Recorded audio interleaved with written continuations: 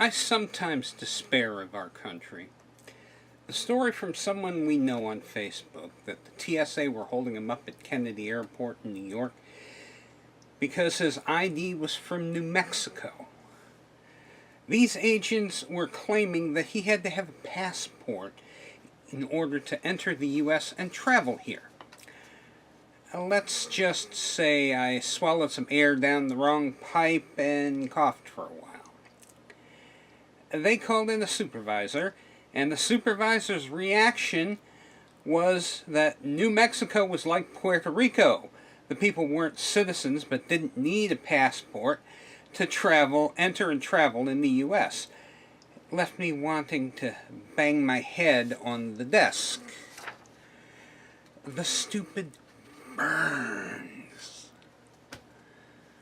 When I was still in school, back in the mists of time immemorial, learning the geography of the United States was mandatory.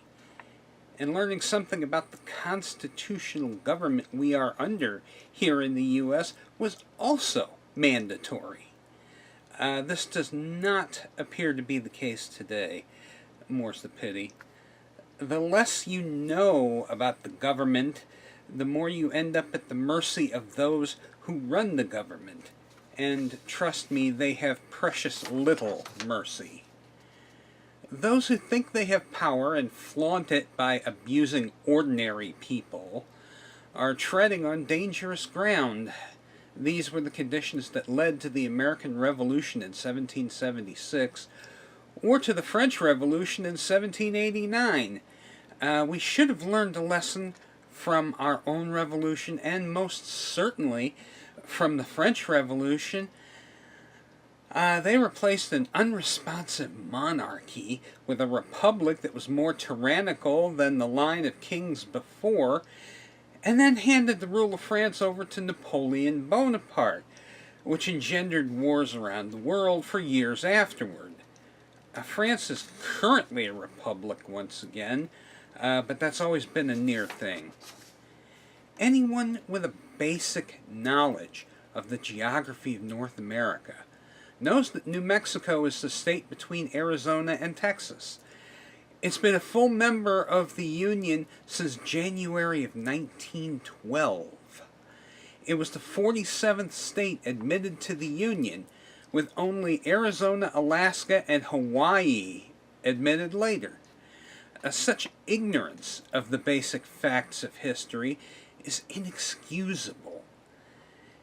To my mind, states along the southern tier, California eastward to Texas, and the Gulf Coast states of Louisiana, Alabama, Mississippi, and Florida, or of the northern tier, Maine, westward to Washington State, along the 49th parallel, are prone to be mistaken by someone who doesn't know history, geography, or how to read a map as a foreign country.